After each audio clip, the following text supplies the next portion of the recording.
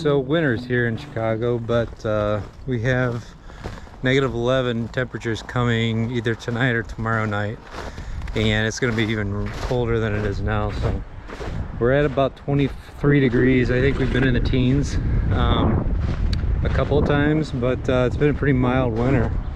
So right before we get these temps, I'm going to take my final cuttings of the hydrangeas that I know won't make it. I don't remember what kind these are, but you can already see that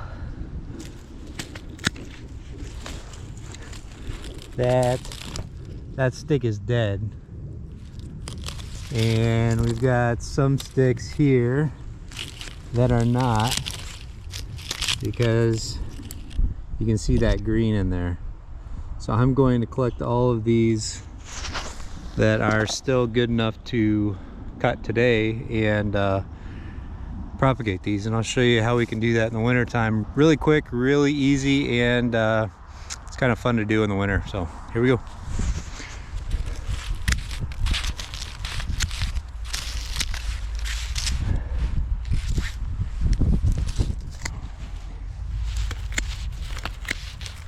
Alright, so to keep this short and sweet, we've got all of our cuttings that I have left in this container, and I've really trimmed everything down and soaked most of them except what I just took overnight.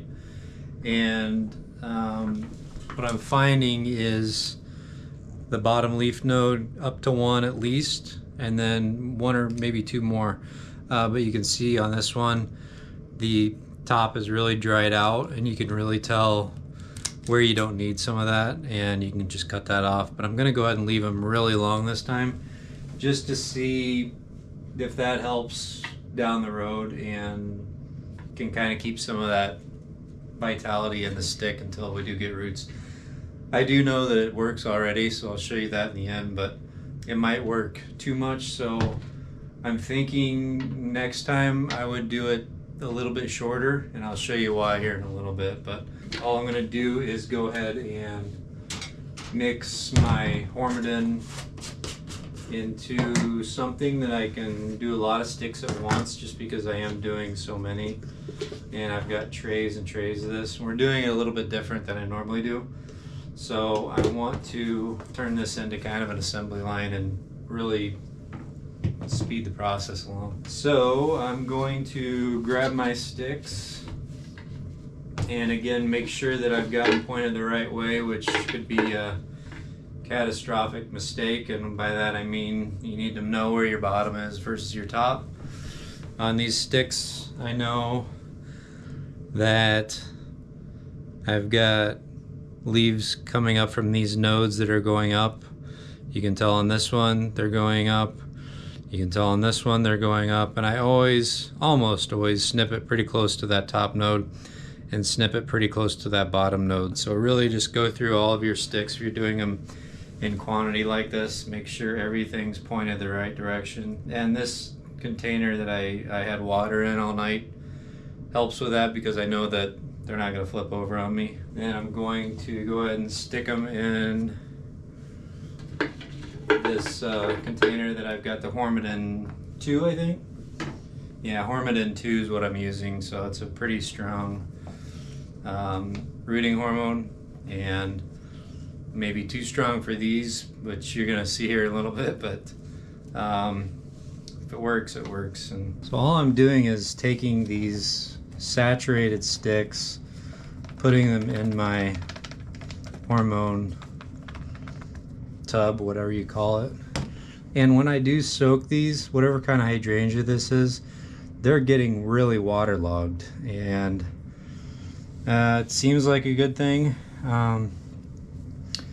but I just did the rest of these on Wednesday, so 3 days ago essentially, and stuck everything in. This is just regular, I don't know if it's sharp sand, but it's from the rock supplier, and I got several tons of it delivered, and I was going to use it outside, and then I always seem to run out of those black nursery tubs, and I was cleaning out some stuff and I found a lot of these big plastic tubs, and I thought that would actually be the solution to the problem of not having enough headspace for that dome or whatever I end up putting over it.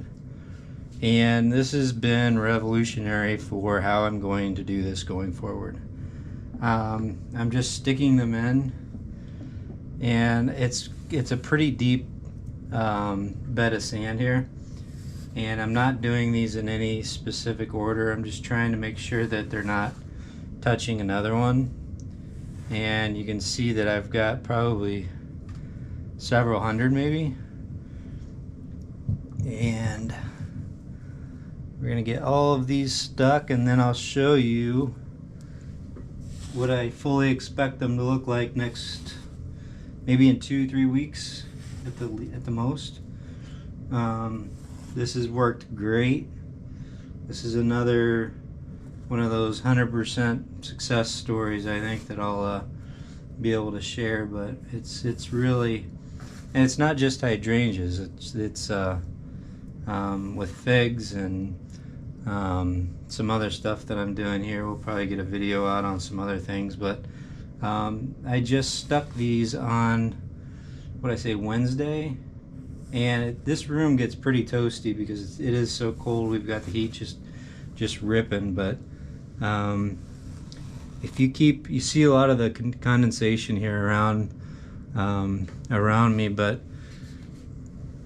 there's buds that are popping more than they were when I was, like this one down here. But these buds are popping already just within a few days, and that means the roots are gonna come out just that much faster. And we're at middle of January now, so really I just need to keep them going until April, and then I can start acclimating them to the sunlight and get them in pots, or we'll probably have them in pots before that. We'll probably transition to a small pot and then the large pots, but I think we'll be so far ahead this spring that just doing it this way, it'll be a game changer for how we save a lot of this material that would just get trashed by the nature here in Chicago.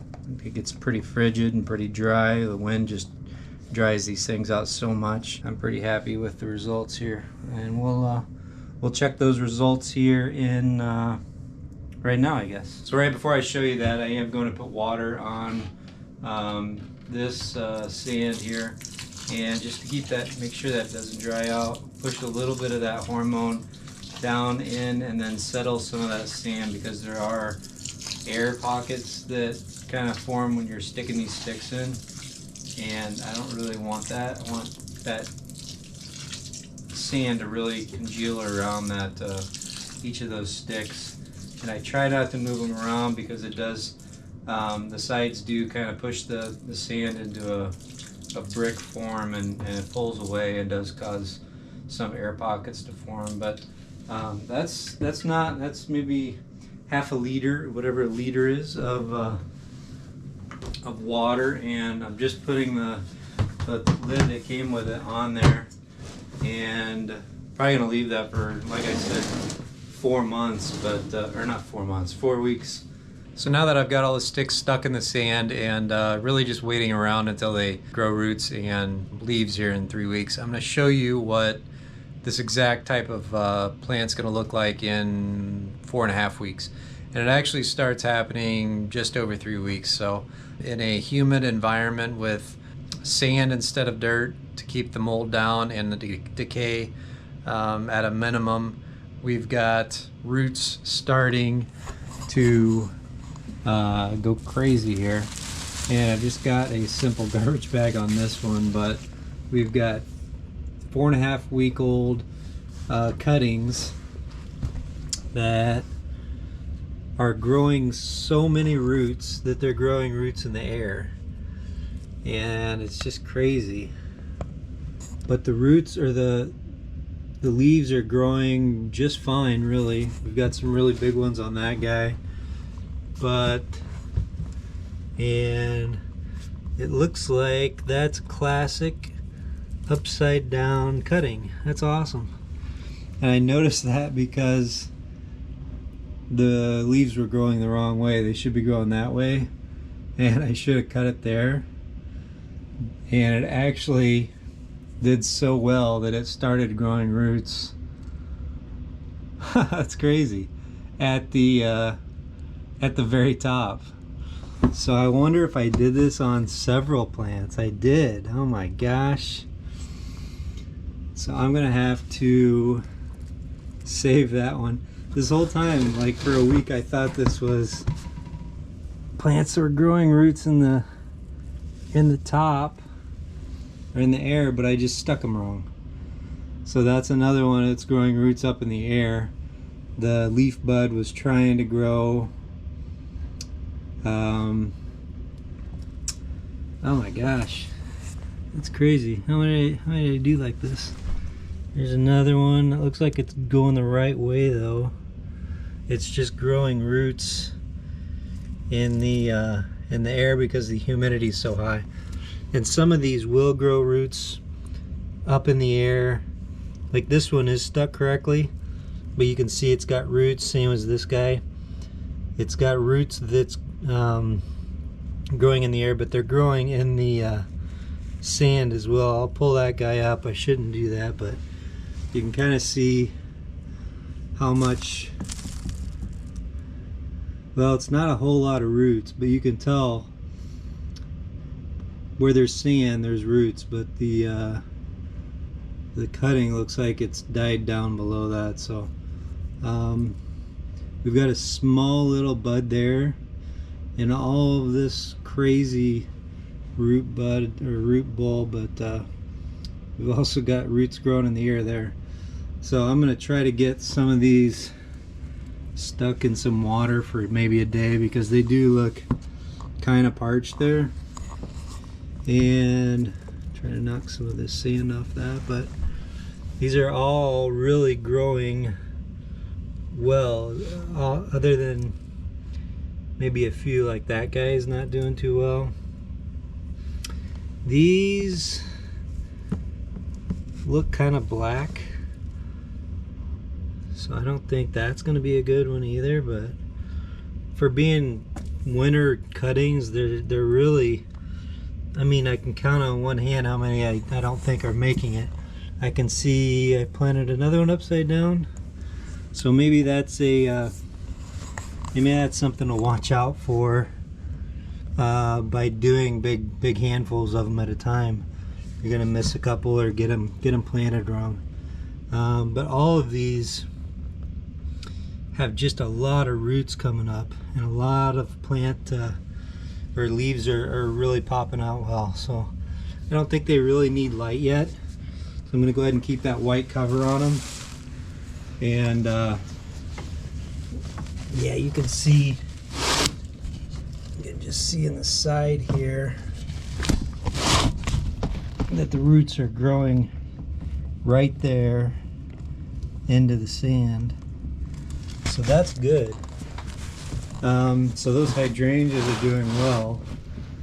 We've also got more hydrangeas in the back, but here in the front we've got figs. And they're doing just as well, even better maybe. And you can see that how much water is really in there with the it's pretty close to the heater, but we've got condensation all the way around the edge. Hydrangeas, a few hydrangeas on this side because I didn't have enough figs, but all these figs would have died down to the ground and been wasted. So you can see we've got little bitty buds here on some of these bigger sticks, but a lot of these average sticks have huge leaves already. Well, not huge, but huge for what we're dealing with. And looks like some of them are kind of dampened off, which is not great. I might take the lid off those or put a bigger dome on, just because I don't really want that decay in there. But otherwise, you can see that the roots at the base are just skimming across the sand there. There's so many roots that they're just popping out of the sand. And even in the back, you can see how long some of those roots are. That is crazy. And if we look at the side, you can see the same thing. There's roots going all around the base. And probably the bottom. I don't know if I'm gonna get a very good shot there. Yeah, I see some there. So, very pleased with how figs go, how hydrangeas are going. And I think we've really gotten everything that we can cut for the year from the yard, because it's negative 8 to 12 degrees every night right now. You can see behind me I've also got some monstera varieties that we're going to do a video on for propagation, and just kind of maybe do a walkthrough of the houseplants that we do have. But so make sure you're subscribed so you can see that when it comes out, and otherwise, thanks for watching.